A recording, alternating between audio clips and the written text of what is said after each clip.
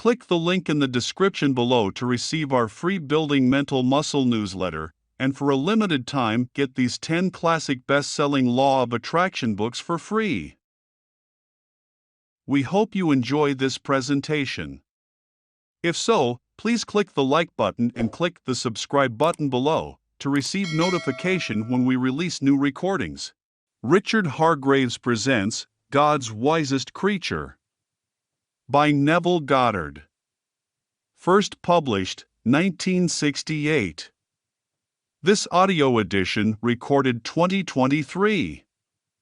Digitally narrated using the voice of Jeff Masters for buildingmentalmuscle.com. Copyright 2023 Iron Power Publishing. All rights reserved. God's Wisest Creature by Neville Goddard. We are told that because of an act of disobedience man fell, thereby separating himself from God. But Scripture tells us that God consigned all men to disobedience that he may have mercy upon them. So, we see, the fall was a deliberate act, a plan for expansion, for greater existence, and an ultimate birth.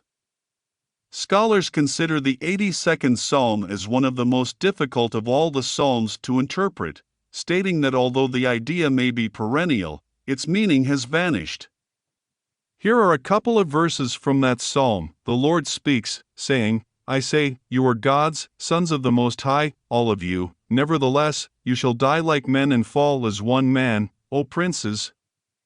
These words are addressed to every child born of woman, regardless of race or nationality. I say to you right now, you are gods, sons of the Most High, all of you. Evidently, when these words were first spoken, we were not men, otherwise the forecasting of our death like men would have no meaning. As a man, you know you will die, so what is being said here? First called a son of God, you were told of the grand experiment in the statement, you shall die like men. Here is the plot for expansion and an ultimate birth. But what were we prior to the fall? I cannot describe that body, but I will use Scripture in the hope that you will use your imagination, although I urge you not to come to any definite conclusions. The fall, in symbolism, is associated with the serpent. As God's wisest creature, he said to generic man, in the form of woman, did God say you would die? And she answered, yes, if I ate the fruit from the tree of the knowledge of good and evil. Then he made this statement, God knows you will not surely die, but your eyes will be opened, and you will become like the gods, knowing good and evil. Genesis chapter 3. The serpent has now become man. This serpent is described by Isaiah as the seraphim. Describing his vision, Isaiah said, I beheld the Lord sitting on a throne, high and lifted up. Above him were the seraphim. In Hebrew, the word means glorious celestial being, fiery serpent, noble one, prince. Our friend, Marta, departed this world on the 19th of July. Within a week after Marta's departure, her friend who was with her when she died had this vision. She saw Marta, the same dear girl we all loved. She was in a cage, heart-shaped but inverted so that the base was wider than the top, with a line of division between the two sections. Marta was on one side, with an enormous serpent on the other, with rings of color from its tail to its head. Questioning her, Marta said, how much longer will it be until we will become one? Picking up a book, the lady read aloud, after 6,000 years, man and the serpent become one. You can tell the age of the serpent by the number of rings. Approaching Marta, preparing to count the serpent's rings, she said, if Neville says it is so, and awoke. Now, God speaks to man through the language of dream and makes himself known in vision. Here is a vision. My friend has come to the end of the road. She has completely finished the drama and the two are now becoming one. Think about it. What would you get if you blended man and the serpent? A glorious, fiery being which Isaiah described as having 6 wings, 2 covering the face, 2 the feet, and 2 used for propulsion. You cannot describe the heavenly being you really are, yet you are gods, sons of the Most High, O princes. One being, containing all within himself, fell into division and resurrects into unity, into a holy temple of the Lord, in whom you also are built in. The act of resurrection is God's mightiest act, for he must awaken his sons, who deliberately fell into this world of decay and death. Dwell upon your true being, for although you have forgotten it, you are a son of God. You had to forget this truth in order to assume the limitations of this cross called man. But before this assumption, our one grand hope was for expansion and ultimate birth. Having fallen into division, we will return to a unity far greater than we knew prior to the descent. Without defining exactly what you look like, suppose you are now the being spoken of as the Son of God. You certainly are not a man, because you must fall into man and die like men. Knowing that no man takes your life, you lay it down yourself. You have the power to lay it down and the power to lift it up again. You agreed to take upon yourself this garment of anatomy called man, which is filled to overflowing with passion. Now, believing yourself to be human, you have emptied yourself of your power and wisdom. You cannot restrain the impulse to act, even though you were told that if you entertained one concupiscent thought you would die. Can you now see that the drama is psychological and not physical? The moment you contemplate an act, it has been committed. Whether it is pleasant, and you may be inclined to do it physically, or you restrain the impulse to act upon that which you are contemplating, the act is already done. You have heard it said of old, "You shall not commit adultery," but I say to you that any man who looks upon a woman lustfully has already committed the act with her in his heart. Here you see the whole drama put into a psychological frame. It is not good enough to restrain the impulse. You can't even have it. God consigned you to disobedience by giving you a garment of passion and then telling you that if you entertained one concupiscent thought, you would die. There is not a thing you, as man, have ever done that God has seen something to be blamed in the act. And in the end, God in His infinite mercy will step beyond and arouse you. Having tasted what it is to be man in a world of death, you, a son of the Most High, will add what you have extracted from being man to God's glory.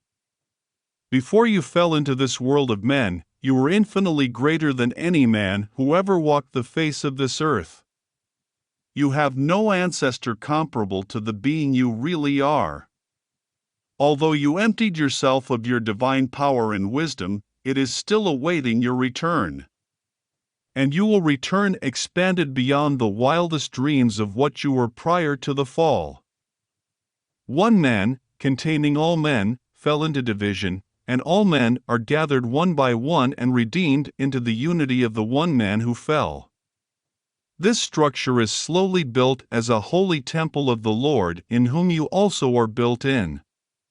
Let no one tell you that you did anything wrong to cause your descent.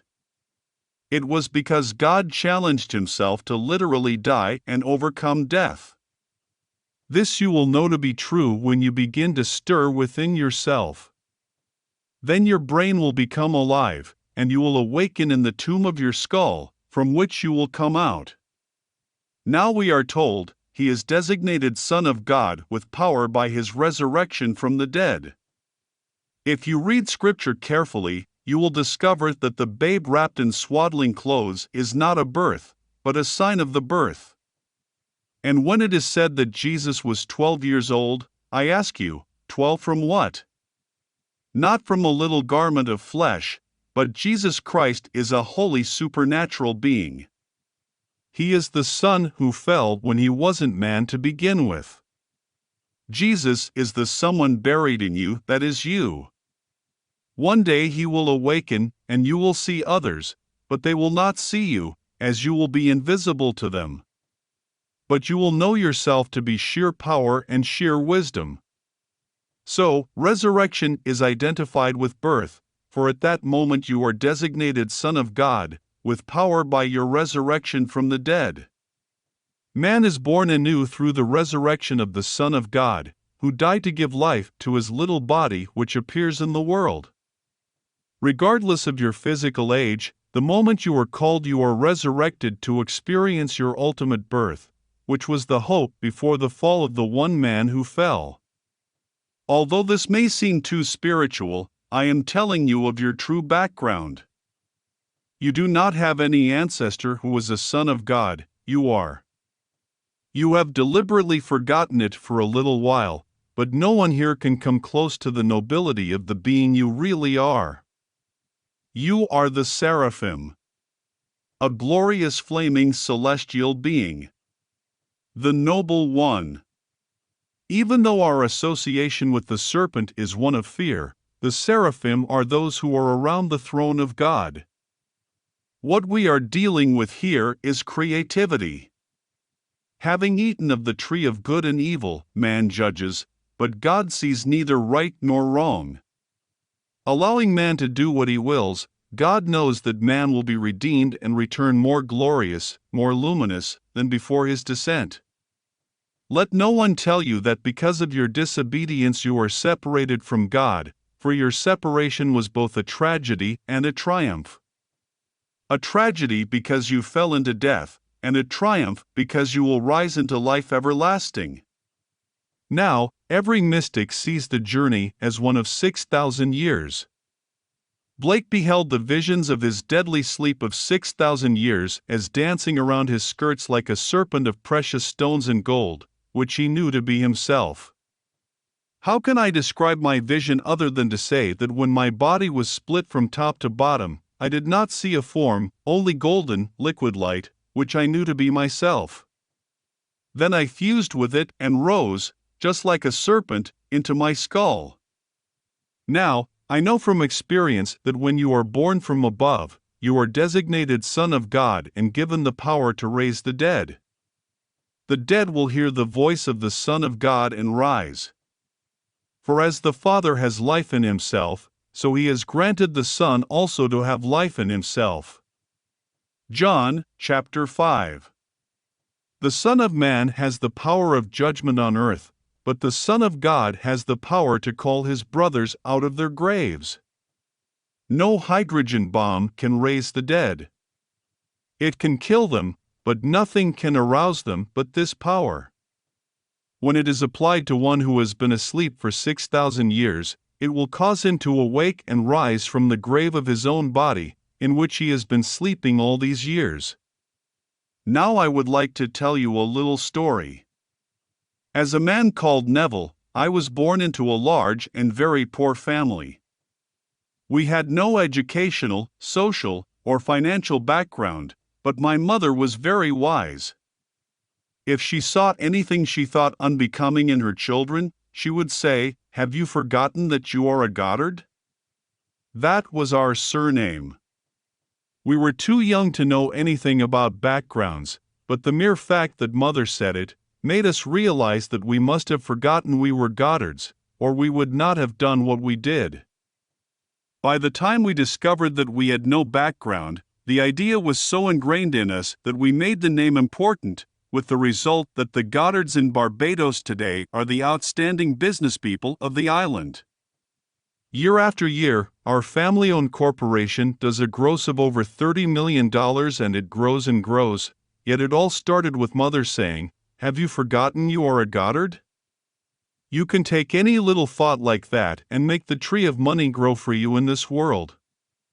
Then just imagine what you could do if you go beyond this world of Caesar. You could imagine that the Elohim, a compound unity of one made up of the redeemed, has taken his place in the divine congregation. In the midst of the gods, he pronounces judgment, saying, "You are gods, sons of the Most High, all of you. Nevertheless, you shall die like men and fall as one man, O princes, O seraphim, O glorious celestial beings. You will empty yourself of your glory, your wisdom and your power, and take upon yourself a garment of death and decay. Then, after a journey of horror for 6,000 years, you will be restored, having expanded your wisdom and your power by reason of your descent into decay and death. So let no one tell you that you did anything which was wrong to be expelled and separated from the Father. Yours was a deliberate act for your expansion and ultimate birth. Now let us go into the silence. End of lecture. If you enjoyed listening to this recording, please click the like button and click the subscribe button below to receive notification when we release new recordings. Click the link in the description below to receive our free Building Mental Muscle newsletter, and for a limited time get these 10 classic best-selling Law of Attraction books for free.